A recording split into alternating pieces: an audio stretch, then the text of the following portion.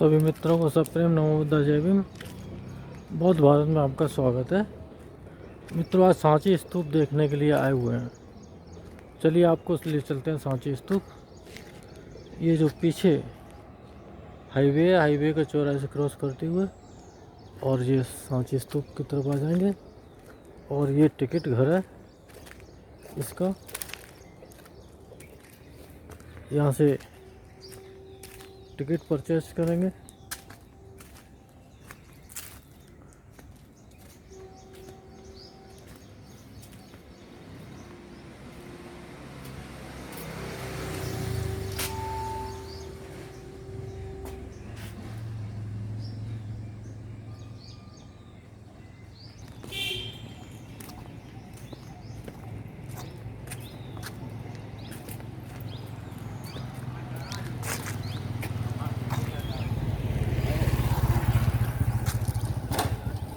चलिए चढ़ते हैं पर्वत पे।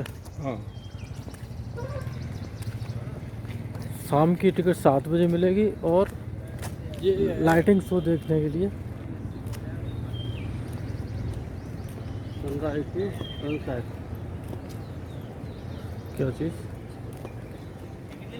हाँ, ले लिए। उन 2 मीटर है। हाँ? 786। नमो तस्स भगवतो अरहतो सम्मा संबुद्धस्स। ये जो रास्ता सांची स्तूप के लिए जा रहा है, ये लगभग 1 किलोमीटर की लंबाई वाला है। बहुत ही अच्छी तरह से इस सड़क का निर्माण किया गया है। इसमें बहुत 2-3 जगह खड़ी चढ़ाइयाँ हैं जहाँ पर सांस फूलने लगती है, लेकिन आराम से धीरे धीरे करके और ऊपर तक जा सकते हैं। तो आज इस सांची स्तूप के दर्शन और उसकी जानकारी, पूर्णतः जानकारी करने के लिए चलिए आगे सांची स्तूप पर आज कोशिश करते हैं। मित्रों, आज फागुन की पूर्णिमा है, बहुत ही पावन दिन है। तो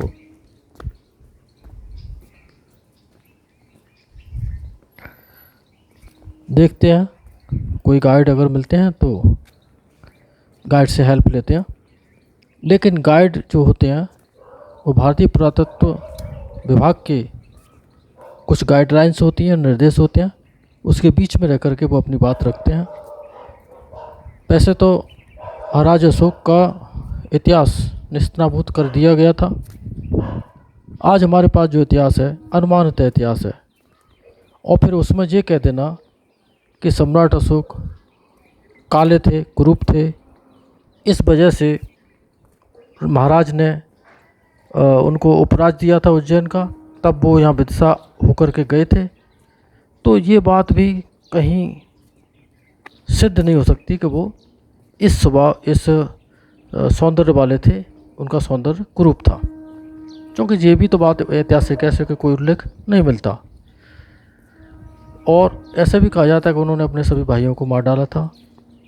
तो ये भी बात ऐसी है कि इसमें कोई प्रूफ नहीं मिलता। जब उनके बारे में इतिहास है ही नहीं तो ये कैसे सिद्ध हो जाएगा कि वो इस रंग रूप वाले थे। तो कोई बात नहीं, गाइड के द्वारा हमें जो समझाया जाएगा हम समझने की कोशिश करेंगे। और चूँकि अनुमानतः है तो हम भी अनुमान लगाएंगे अपना। इस तरह से अपने बुद्धि और विवेक का परिचय देते हुए इस वीडियो को 3 एपिसोड में जो वीडियो आएगा, लास्ट वाला बड़ा वीडियो है, आज शुरुआती वाला वीडियो है, और ठीक तरह से आप अध्ययन करेंगे। कुछ बातें इसमें पुरातत्व विभाग के द्वारा जो लिखी गई हैं वो 2019 में आया था, जब मैं तब ऐसा नहीं था। कुछ बातें पुष्यमित्र शुंग के बारे में लिखी हैं कि उन्होंने ये का निर्माण कराया था, जो कि हमारे गले नहीं उतरता। पुष्यमित्र शुंग ने ज़्यादातर इन धरोहरों को नुकसान पहुंचाया है, क्षतिग्रस्त किया है और क्रूरता के साथ क्षतिग्रस्त किया है। तो ऐसा सुन लेना या मान लेना ये सरासर गलत है कि उसने यहाँ निर्माण कार्य कराया होगा। वास्तविकता क्या है वो बताते हैं। तो सबसे पहले तो सर मैं राकेश, मैं टूर गाइड हूँ यहाँ पे। आप लोगों का बहुत बहुत स्वागत है, नमस्कार। तो आज का सर हमारा विषय है सांची के स्तूप। स्तूपों के साथ साथ विहार, चैत्य, पिलर, मंदिर और मूर्तियाँ। स्तूपों से लेके मंदिर और विहारों तक, पिलर से लेके चैत्य तक बहुत लंबा समय है सांची का इतिहास।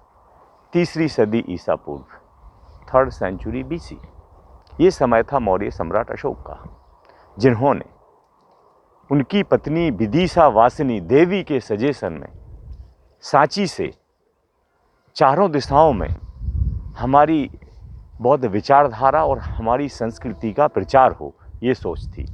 तो बुद्ध तो सांची कभी आए नहीं। सर अभी तो हम कोई भी संदेश को कुछ सेकंडों में दुनिया में भेज सकते हैं, लेकिन बुद्ध की दी हुई शिक्षा, कही हुई उनकी बातों को सारनाथ से हम दुनिया में कैसे पहुंचाएं?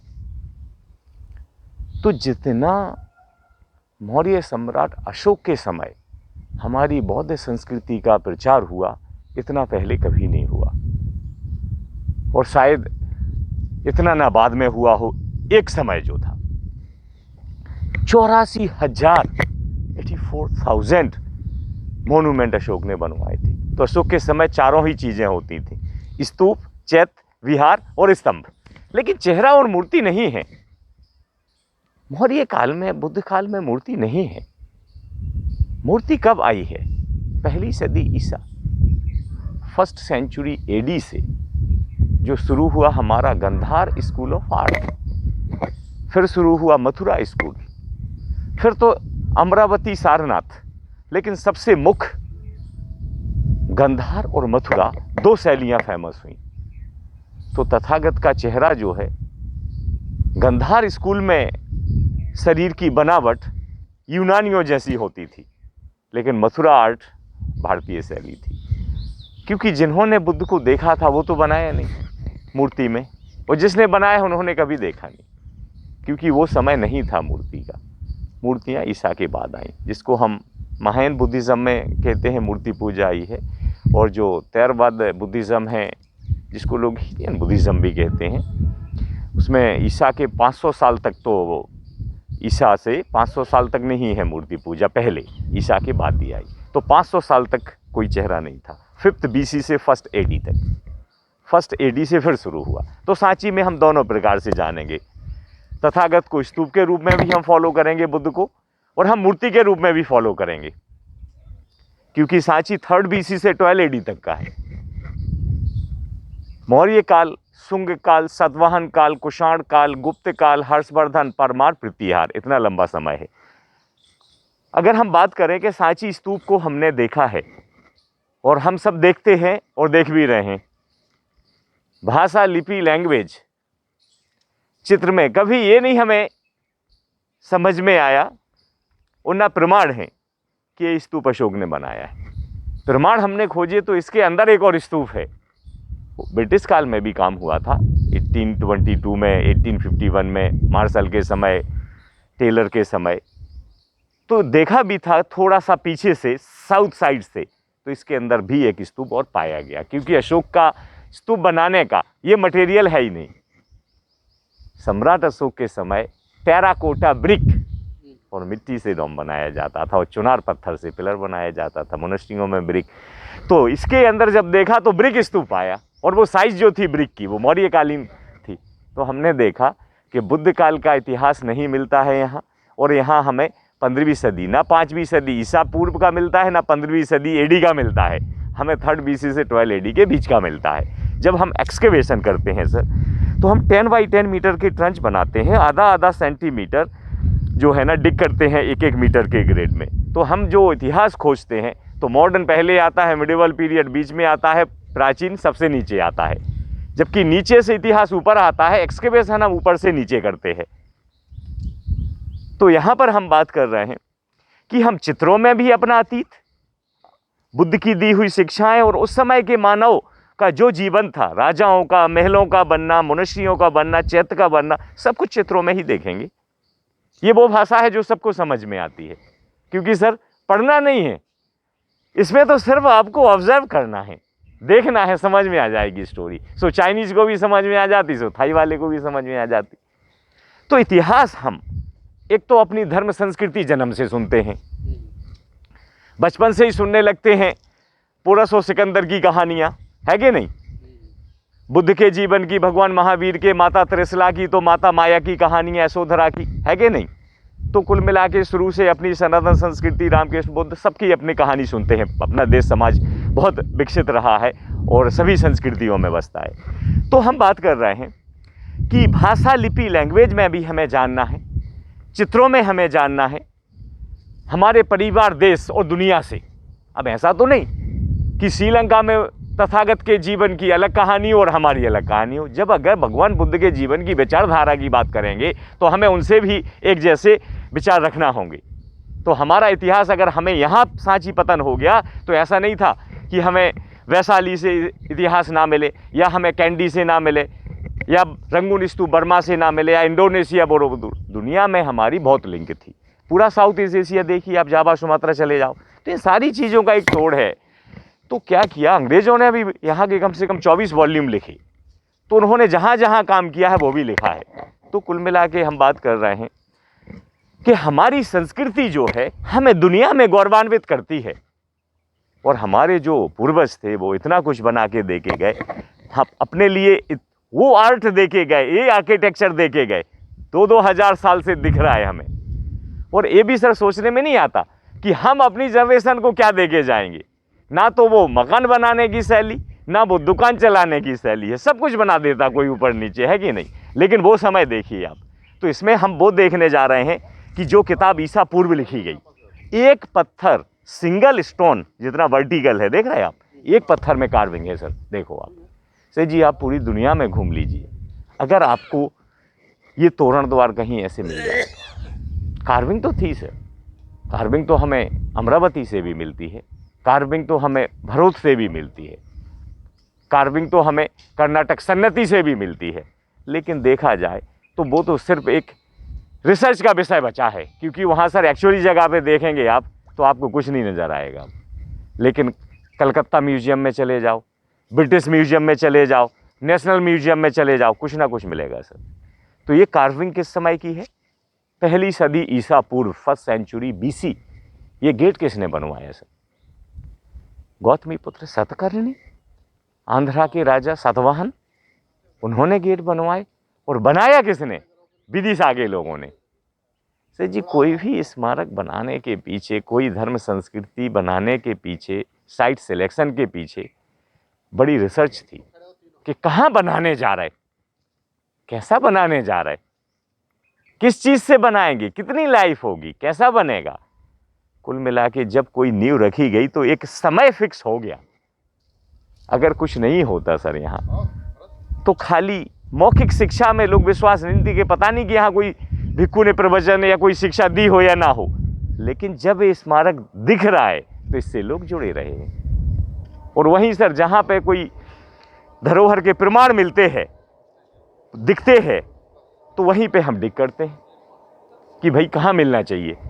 तो सर जी, जहाँ नदियाँ होंगी वहाँ संस्कृति मिलेगी, वहाँ बसावट मिलेगी। जहाँ एकांत होगा वहाँ मिलेगी, जहाँ से व्यापार होगा वहाँ मिलेंगी। क्यों? बगैर पानी के जीवन कैसे होगा? अगर संरक्षण नहीं मिलेगा तो मनुष्य कैसे चलेंगी? फॉलोवर्स नहीं होंगे कैसे चलेगा? एकांत नहीं होगा, ध्यान साधना कैसे होगी? सुरक्षित बिल्डिंग कैसे होगी? हाइट नहीं, सारी चीज़ें देखी जाती थी। इसीलिए तो अपने जितने भी विहार हैं, मंदिर हैं, मनुष्य हैं, महल हैं, हमेशा सुरक्षित स्थान पे बनाए जाते थे। तो यहाँ बनाने के पीछे सबसे बड़ा कारण था कि मौर्य सम्राट अशोक के पिता बिंदुसार के द्वारा अशोक को उज्जैन में, अवंती राज्य में गवर्नर नियुक्त करना। क्षेत्रीय राजा। सर जी, उस ज़माने में क्या होता था कि अगर हम 5th BC या 3rd BC की बात करें तो पुराना मैप उठा के देखें तो सर ये बटा हुआ था 16 महाजनपद। जैसे आज स्टेट वाइज स्टेट, जनपद वाइज जनपद। तो ये कौन सा राज्य था? अवंती। और अवंतिका की कैपिटल सिटी उज्जैन हुआ करती थी। तो पिता के समय बेटा अशोक गवर्नर थे, कभी तक्षशिला में, कभी यहाँ, कभी सुसिम, ये परिवार के लोग नियुक्त होते थे। तो नियुक्ति जब इनकी उज्जैन में थी तब उन्होंने नगर श्रेष्ठी की बेटी देवी से मैरिज कर ली थी सर यहाँ पे। और देवी कहाँ से थी? विदिशा। विदिशा का कौन सा प्लेस? वैश्यनगर। आज भी उस जगह को वैश्यनगर कहते हैं जहाँ वो हेलियोडोरस पिलर है। वेश और बेतवा नदी का संगम है विदिशा में, तो विदिशा का नाम वैश्यनगर है। और नगर श्रेष्ठी की बेटी से अशोक ने विवाह किया। देवी के सजेशन में, उनके सम्मान में सम्राट अशोक ने कलिंग युद्ध के बाद सांची से बौद्ध धर्म का प्रचार शुरू किया। तो कुल मिला के ये रहा महेंद्र और संघमित्रा। माता की जैसी उनकी विचारधारा थी, बच्चे भी उन्हीं विचारों पे चले।